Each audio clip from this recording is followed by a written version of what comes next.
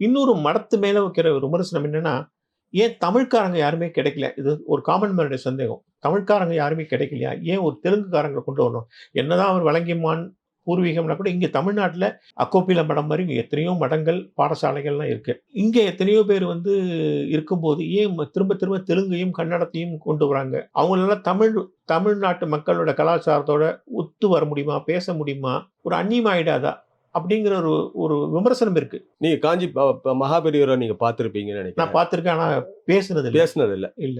இயற்கையா பார்த்தீங்கன்னா கன்னடர். அவர் வந்து தமிழ்நாட்டோட எப்படி ஒட்டி இருந்தார்? இல்ல தமிழ்ல எப்படி நம்மளோட உரையாடி நல்லா இருக்காரு? பேசுவாரு. தமிழ்ல இருக்கக்கூடிய அறிஞர்களை கூப்பிட்டு என்ன தமிழோட என்ன இருந்திருக்காருங்கிறது. ஸோ இதுல வந்து யார் வந்து இந்த பீடத்துக்கு வர அடிப்படையா வந்து எல்லாருக்குமே சொல்லக்கூடியது வந்து இது வந்து வேதத்தை சார்ந்த மடம். சரி. வேதத்துல வந்து யார் தேர்ச்சி பெற்றிருக்காங்களோ, இந்த சந்நியாசம் யோகம் யாருக்கு இருக்கோ, அது மாதிரி அமையக்கூடியது தான் இதுதானே தவிர, இது வந்து ஒரு கம்பெனில ஜாப் எடுக்கிற மாரி எடுக்கிறது கிடையாது. ரிசர்வேஷன் கிடையாது. 2வது கம்பெனிக்கு ஜாப் எடுக்கிற மாரி இந்த குவாலிஃபிகேஷன் இருந்தானாக்க இது எதுவும் கிடையாது. தெலுங்கு, தமிழ்லாம் கணக்கு இல்ல. கணக்கு கிடையாது. அவங்க வந்து இந்த மடத்துல வந்து எல்லாரையும் நீங்க வந்து தமிழ், கன்னடம், மலையாளம் பார்க்குறீங்க.